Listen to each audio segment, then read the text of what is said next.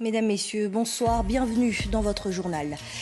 À la une, à Kourou, la plage de la Cocotraie et ses abords sont nettoyés avant et après chaque festival. Un entretien pris en charge gratuitement par la municipalité de la ville. Quel est l'investissement financier de la mairie et pourquoi le fait-elle? Réponse à suivre. Vos cheveux sont beaux au naturel et il faut les choyer. C'est ce que prône la styliste capillaire Elsa Kirel à travers son concept Nouchivé. Depuis 10 ans maintenant, elle s'est engagée dans le secteur du cheveu crépus. Le portrait de cette spécialiste des dreadlocks à découvrir dans cette édition. L'élection de Miss est toujours l'un des moments forts d'une fête patronale. Ce samedi à Makouria, notre caméra a immortalisé le sacre d'Elena Dixit, nouvelle ambassadrice de la commune. Mais avant de développer ces titres, un mot sur ce drame survenu dans le quartier des Vampires à Saint-Laurent-du-Maroni. Pendant que ses parents dormaient, un enfant de 2 ans s'est enfermé dans la voiture familiale et est resté bloqué. La maman l'a découvert 1 heure après. Transporté au choc dans un état critique, le petit garçon n'a pas survécu. Toujours dans la capitale de l'Ouest, il y a moins de 5 mois, un accident similaire s'est produit. Autre drame, très tôt ce matin, vers 4 heures, un homme a été tué par balle dans le centre-ville de Kourou, à proximité d'une boîte de nuit. Plusieurs coups de feu ont retenti. Selon les premières informations, c'est le Kourousien Madness, un artiste invité au Smile Festival qui était la cible. Blessé, Madness s'est rendu lui-même aux urgences du CHK. L'enquête est confiée à la brigade de recherche de la gendarmerie de la ville. Depuis le début de l'année, les homicides s'enchaînent. La Guyane comptabilise au moins 26 meurtres. En 2022, 47 personnes au total ont été tuées. On reste à Kourou, mais on change de registre. 2 festivals en 8 jours, des milliers de festivaliers dans un cadre aménagé et mis gracieusement à disposition des organisateurs par la ville, avec des moyens logistiques et matériels. Quel coût pour la mairie pour de tels événements? Pourquoi le choix de cette politique? Quelle retombée? Élément de réponse avec Clotilde Séraphin-Georges et Thierry Viviès. La Cocotraie débarrassée de presque tous ses cocos pour des raisons de sécurité, tout simplement. C'est un site qui est très joli par rapport aux cocotiers que vous voyez, mais bon, là, pour la sécurité de tout le monde, on est obligé de profiter d'aller l'élagage parce qu'on n'est pas à l'abri d'un coco qui pourrait tomber sur quelqu'un lors du festival. Donc il y a eu justement l'élagage en amont qui a été fait pour justement éviter ce problème-là. La sécurité, le poste le plus coûteux. Podium, sono, tente, barrière, nettoyage. Une logistique à 100 000 € pour le Smile ce week-end, sans autres 1 000 € pour le Waïsela le week-end dernier. Avec la fête de Kourou, ces festivals sur quelques-uns des 9 hectares de la plage de la Cocotraie, les fers de lance de la politique culturelle assumée de la ville spatiale. C'est un choix qu'on fait à Kourou, de promouvoir la partie culturelle. On n'a pas oublié les autres aspects, les trous, la lumière, etc. Les écoles, tout ça. Mais pour moi, c'est comme un cachet qu'on met en place pour la Guyane. Après les grands événements comme le méga patin et tout ça, on met un cachet en place. Et puis après, j'espère que maintenant, les autres partenaires ont compris quel est l'intérêt d'accompagner Kourou. Mais pourquoi pas aussi le faire à Saint-Laurent, faire aussi à Cayenne, des événements comme ça. Le dispositif qui mobilise une 60aine d'emplois saisonniers de la mairie, plusieurs petites entreprises et associations, aurait des retombées notables sur l'économie et la dynamique même de la ville. Ça nous permet aussi donc de lancer une vraie politique culturelle. Voilà. On a des jeunes qui chantent, qui sont sur les plateaux. On a aussi, ça nous permet aussi donc de promouvoir la ville, puisque vous imaginez 4 000, 5 000 jeunes qui mettent que Kourou. Kourou, c'est une façon de promouvoir la ville. Il faut savoir aussi que la partie économique aussi rentre en jeu. Que derrière, aujourd'hui, on peut dire que les hôtels depuis 15 jours sont complets, les Airbnb sont complets. On voit bien la restauration sur le front de mer, c'est quasiment complet, les tables sont complètes. Donc ça veut dire qu'il y a vraiment une économie. C'est un peu différent, par exemple, d'autres manifestations qui se font une fois et qui reviennent une fois après. Tandis que là, c'est 15 jours où la ville de Kourou bouge. Kourou, qui assume son positionnement naturel de ville côtière et balnéaire, entend valoriser ce joyau et pérenniser ses installations. Je vous le disais en titre, cela fait 10 ans qu'elle s'engage pour aider les femmes à accepter et vivre avec leurs cheveux au naturel. Elsa Kirel est une pionnière en Guyane. Aujourd'hui, elle a pignon sur rue. Son parcours, ses convictions dans ce reportage signé Clotilde Séraphin-Georges et Thierry Viviès.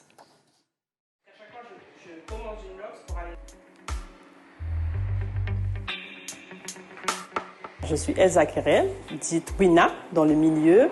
J'ai 39 ans, mère de famille et responsable de la boutique Nouchivé Afrocultural Center.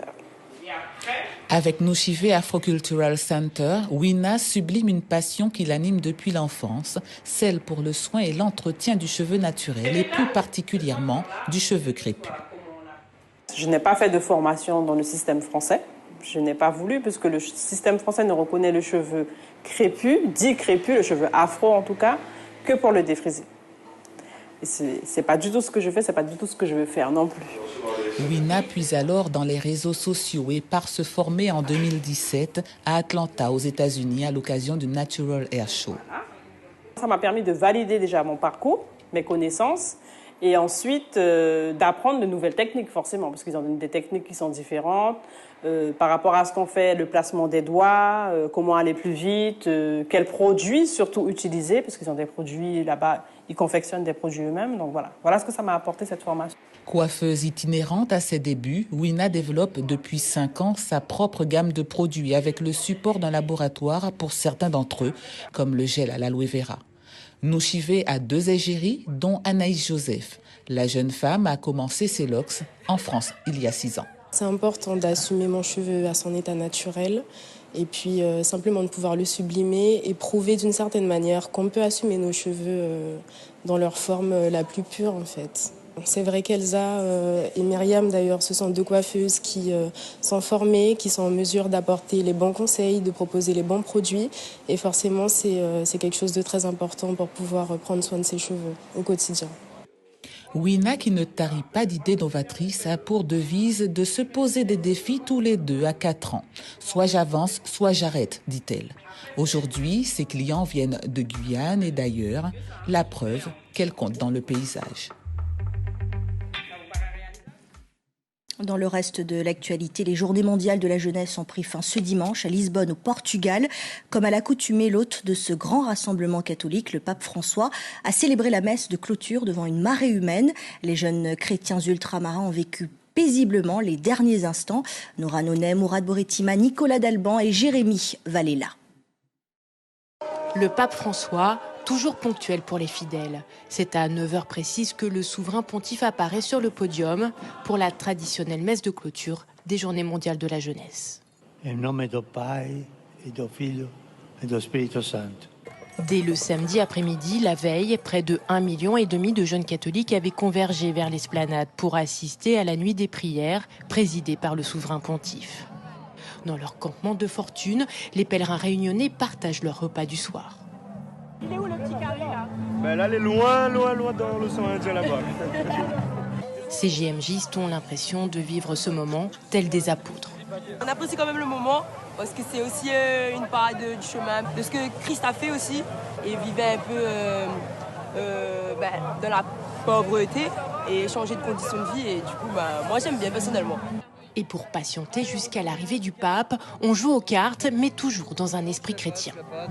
On fait un petit jeu de cette famille avec différents moments clés de l'évangile et tout ça. La nuit tombe peu à peu. Plus loin, sur l'emplacement dédié aux pèlerins guyanais, on profite du spectacle et des messages du Saint-Père. Depuis que ça a commencé, je me sens hyper bien. Et franchement, j'espère passer une superbe nuit et en présence du Seigneur. Après l'homélie du pape François, les fidèles du monde entier s'endorment sous un même ciel. Ce dimanche matin, certains lève-tôt profitent de l'aube sur le Tage. C'est aussi aux premières lueurs du jour que les pèlerins tahitiens disent adieu aux autres chrétiens dans la pure tradition polynésienne. De rêver que tu vois tous ces jeunes, ce magnifique lever de soleil, cette musique avec toute cette énergie, c'est que du bon et tu te dis que tout ce chemin, ça en valait la peine. Le GMJ va nous manquer, le Portugal va nous manquer toute cette foule, c'est impressionnant. Peut-être que ces croyants auront l'occasion de se rencontrer à nouveau en 2027, en Asie cette fois. À la fin de la messe de clôture, le pape François a annoncé que les prochaines Journées mondiales de la jeunesse auront lieu à Séoul, en Corée du Sud. Direction la Caraïbe pour parler sport en football. La Coupe des clubs champions de la CONCACAF se joue actuellement à Saint-Kitts et Nevis. Le club guyanais l'Étoile de Matoury a remporté le match qui l'opposait à la formation dominicaine OEM Football Club sur le score de 2-1. Deuxième succès en 2 matchs pour les Matouriens. Ils affronteront lors de la dernière journée le champion du Suriname, Robin Hood. En Guadeloupe, au bout de 162 km entre Morne-à-l'Eau et Port-Louis, le coureur Kaden Hopkins de la Vendée sort vainqueur sur la 2e étape du Tour cycliste. L'Américain Kade Bickmore reste en jaune. Une 3e journée marquée par une nouvelle chute à l'arrière du peloton. Cette fois-ci, c'est une dizaine de coureurs qui sont tombés. Pas de blessures graves, mais une perte de temps importante. Et en parlant d'incident, Teddy Octavia du Vélo Club de Kourou a abandonné le Tour après sa chute de la veille. 5 coureurs guyanais sont encore dans la course. Le mieux classé est Dylan Will de la Croix-du-Sud. Il est 44e. Demain, 158 km prévus. Première grosse étape de montagne entre Trois-Rivières et Balif. Les 120 coureurs restants devront franchir plusieurs cols. Vivez cette étape en direct sur notre antenne télé dès 10h50. On poursuit avec un sport tout aussi physique. En Martinique, UFR Champflore a remporté aujourd'hui la 37e édition du Tour des Yoles Rondes au sprint final. L'équipage était guidé par la légende de la Yole, Félix Mérine. C'était sa dernière participation au Tour. Cette victoire est donc symbolique. Chez lui, Félix Mérine est le patron le plus capé du milieu. Voyez le reportage de nos confrères de Martinique, la première. C'est un peu le Teddy Riner de la mer. Félix Mérine, le patron le plus titré de l'histoire, a remporté aujourd'hui son 11e Tour des Yoles. Un exploit sans précédent pour celui qui a annoncé disputer son dernier tour. Et pour cause, l'homme a 61 ans.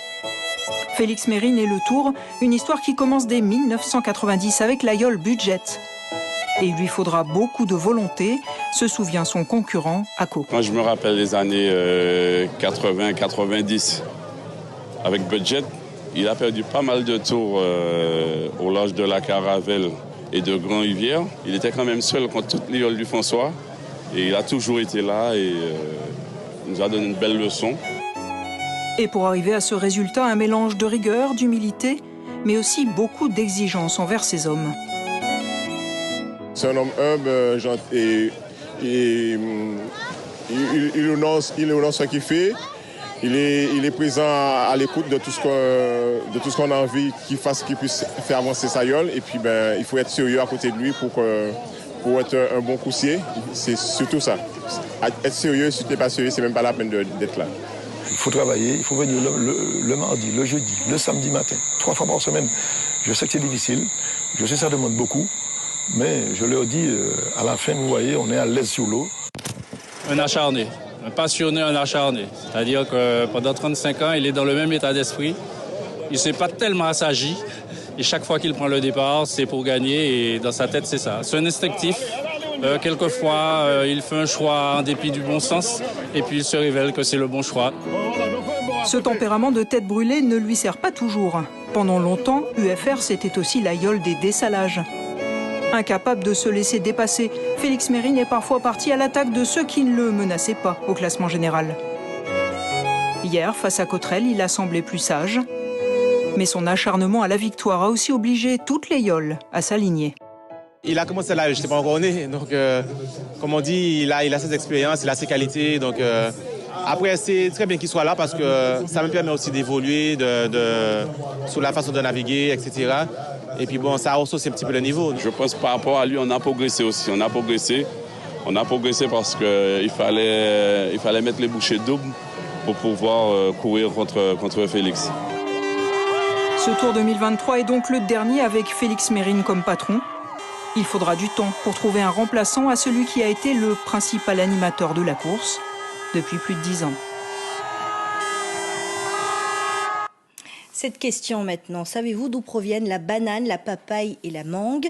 Ces fruits ne sont pas originaires de la Guyane. Catherine Lama vous raconte tout dans un article disponible sur notre site internet. Et dans le même registre, dans un second papier, Catherine Lama vous présente 3 autres fruits importés qui ont conquis les papilles des Guyanais. Coup d'œil à présent sur la fête de Saint-Georges de l'Oyapock. La nuit dernière, le programme était riche. Des démos de rollers, du chant avec les artistes Lucas Felipe, Lil One ou encore Nico. Les images sont signées Claude Joseph.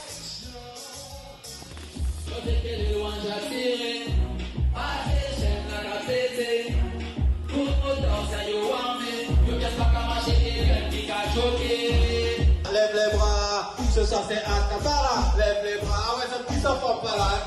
Ce petit enfant pas là. Bien man, big up pour tout le monde, big up. En quitte une fête patronale pour une autre, la grande nuit de la fête de Macoria s'est déroulée hier soir. Elena Dixit est la nouvelle reine de beauté de la commune. Pour cette édition sur la thématique de l'eau, le public est venu nombreux pour soutenir leur candidate favorite, Terence Moy. Qui pour remplacer Orana Pierre, la Miss Macoria 2019 ? Elles sont 7 candidates à se dévoiler pour la première fois devant près de 40 000 personnes qui attendent ce moment depuis de longues années. Ça fait 4 ans maintenant qu'on attend la fête de Macoria. On attendait avec impatience et on est là, on n'est jamais déçus. Le public découvre le premier passage sur le thème des pirates. Certaines candidates sont clairement soutenues.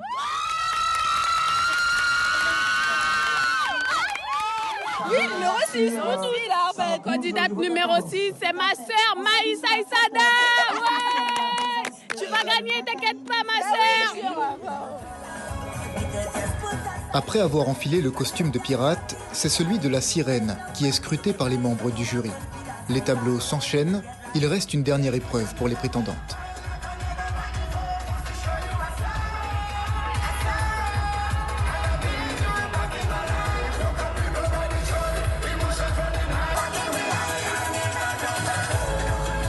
Alors j'étais un peu stressée au début, mais là ça va, on est sur le dernier passage, j'ai tout donné, donc je regrette rien.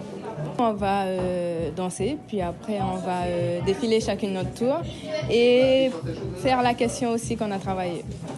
Merci de m'avoir écouté et passé une excellente fin de soirée. On l'a refait. Très bravo. Oui. Mais c'était bien, c'était bien.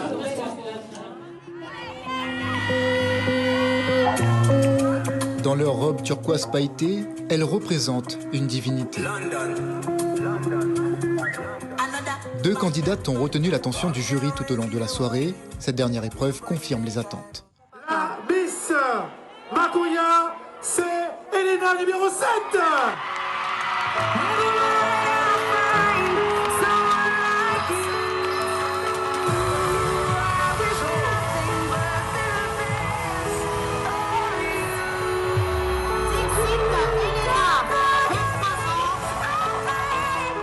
Depuis le premier tableau, je me sentais déjà libérée, j'avais moins de stress, j'étais plus à l'aise sur scène. Et je crois toujours pas d'avoir gagné, parce que comme je disais, c'est vraiment un rêve d'enfance. Donc je suis vraiment contente, je crois toujours pas.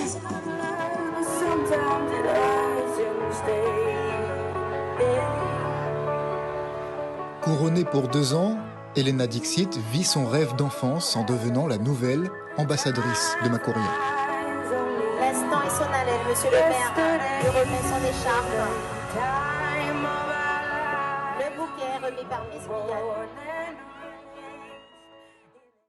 Votre Guyane Soir touche à sa fin. Merci de nous avoir accompagnés. L'information revient demain en radio dès 6h avec l'équipe des matinales. Demain, à cette même place, vous retrouverez Anthony Hilaire. Je vous souhaite une très belle soirée. L'info continue sur les réseaux sociaux et sur notre site internet lapremière.fr.